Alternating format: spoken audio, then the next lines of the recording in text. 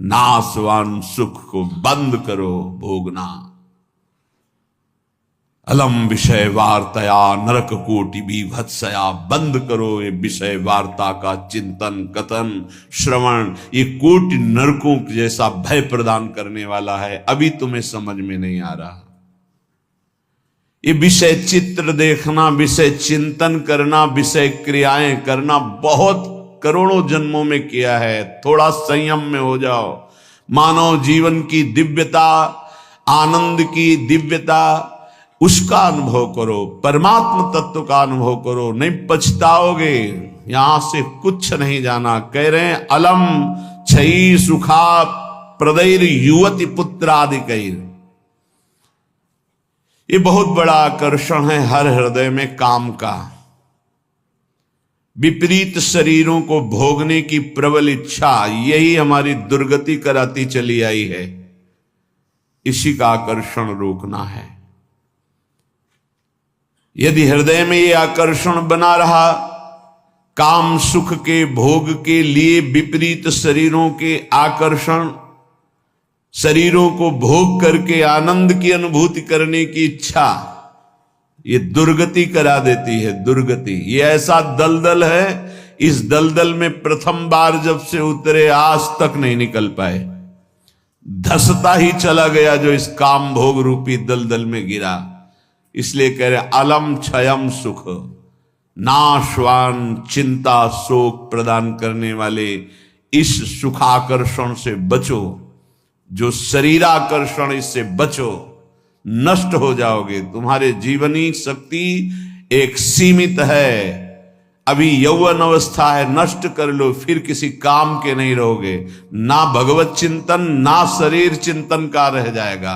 केवल शोक चिंतन, चिंता, भय और केवल नाना प्रकार की भयावह कल्पनाएं। बस संयम से नहीं चलोगे, धर्म से नहीं चलोगे तो कोई सुख तुम्हें कभी सुख प्रदान ही नहीं कर पाएगा। धर्मात्मा पुरुष धर्म पूर्वक जब सुख का सेवन करता है तो सुख उसे विरति प्रदान करता है, वैराग्य प्रदान करता है, फिर वो अनुराग के मार्ग में चल पाता है।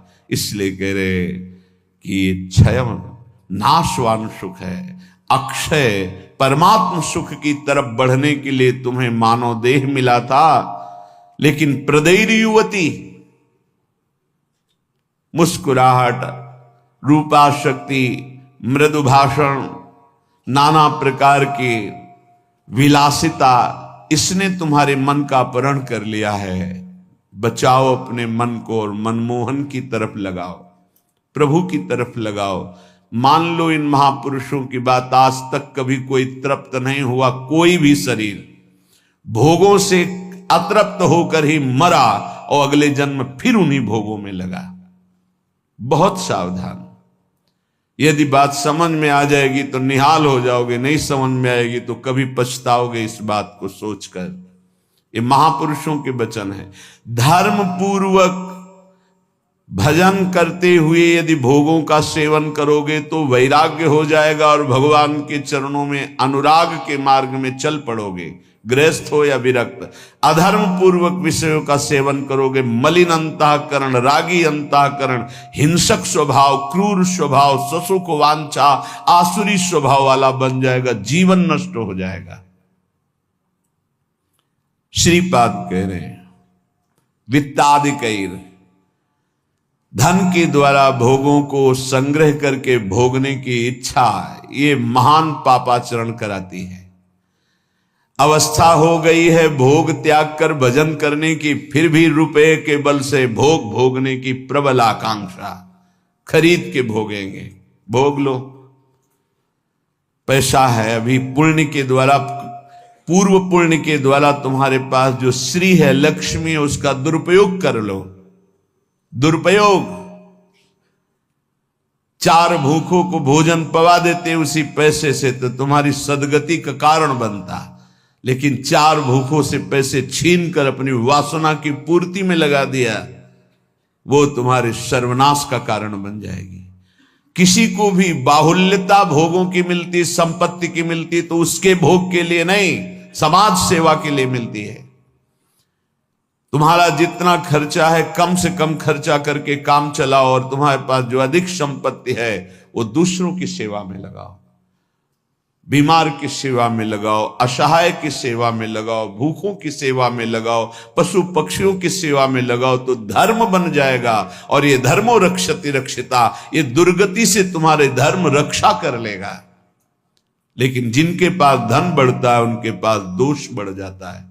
मदिरा पान करना, पैसे के बल से व्यभिचार करना, पैसे के घमंड में आकर दूसरी की जीवों की हत्या कराना, मांस खाना, नाना प्रकार के छल कपट द्वारा पैसा, ये महान नरक की प्राप्ति कराता है, घोर दुर्गति होती है। इसलिए कह रहे वित्तादि बचो, बचो, अधर्म के धन से बचो। ये बहुत प्यारा दिखाई देता है लेकिन तुम्हारा सर्वनाश कर देगा। अगर 1 रुपया धर्म का आ जाए तो बुद्धि भ्रष्ट होना शुरू हो जाती, फिर तुम बड़ी बड़ी संपत्तियां छल कपट से एकत्रित करोगे, तुम्हारी दुर्दशा क्या होगी। श्रीपाद कह रहे विमुक्ति कथप याप्यलम मम नमो विकुंठ श्रेय। जो ऐसे आचरण करते हैं मुक्ति की चर्चा उनके लिए बेकार है। ममता रत सन ज्ञान कहानी, अति लोभी सन विरति बखानी, कामी समझिम हरि कथा, ऊसर बीज बय फल दशा। जैसे ऊसर भूमि में बीज फेंक दो बेकार चला जाए, ऐसे कामी पुरुष से भगवान के अनुराग की बात करो, ममता रत से ज्ञान की बातें करो, लोभी से वैराग्य की बातें करो, बोले सब बेकार हो जाती है। इसलिए बेकार हो जाती है कि उनके हृदय में इतनी मलिनता है को समझ ही नहीं पाएंगे। श्रीपाद कह रहे यद्यपि हम चर्चा कर रहे हैं कि अलम छई सुख प्रदैर युवती पुत्र वित्तादिकैर, पर फिर भी ये चर्चा बेकार है, क्योंकि ऐसे भोगी पुरुषों को चर्चा विमुक्ति की, मोक्ष की, परमार्थ पथ की समझ में ही नहीं आएगी। फिर भी हमारी प्रार्थना है कि आप समझने की चेष्टा करें। ये तुम्हारी संपत्ति, ऐश्वर्य, पुत्र, वित्त, स्त्री, परिवार, संबंधी, ये सब एक दिन तुम्हें छोड़ देंगे। तुम्हें अकेला यहां से जाना होगा। तुम्हारे पाप कमाए हुए और पुण्य कमाए हुए वही दोनों साथ जाएंगे। और यदि भजन कर लिया तो पाप पुण्य दोनों को विध्वंस करके वो भगवत प्राप्ति करा देंगे। शुभ शुभ दुर्ग विध्वंस बल तब जयति जयति जग उच्चरे। जो श्री धाम वृंदावन के प्रेम का पिपासु हो, वैकुंठ के भी वैभव की तरफ आंख उठा के नहीं देखता। कथयाप्यलम मम नमो विकुंठ श्रेय, नमस्कार है वैकुंठ को, लेकिन मुझे उसके श्रेय, उसके वैभव से कोई मतलब नहीं।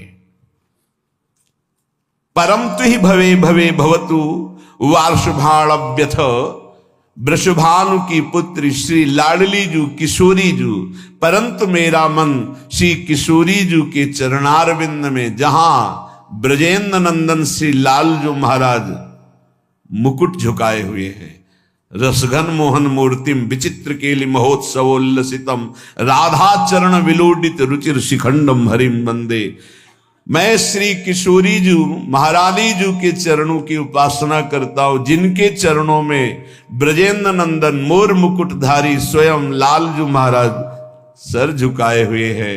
वही वृंदावन मेरा जन्म जन्म की आकांक्षा है, वही मेरा सर्वस्व वृंदावन है, जहां